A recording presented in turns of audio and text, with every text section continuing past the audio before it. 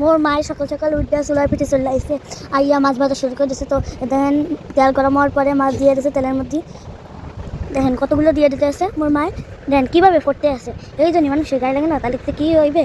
দেখেন মনে হইতে আছে কি মাছে বুট বুড়ি ছাড়তে আছে। দেখেন কী সুন্দরভাবে ফুটতে আছে। এই আজকে দিয়ে এত মজা করে খাবো সবগুলো, কিন্তু ফটফট ফটফট করে কিন্তু সবগুলো ভাজা হয়ে গেছে। দেখেন কত সুন্দর পটলগুলো ঢুকে গেছে, নাড়াচাড়া দিয়ে দেবে এখন।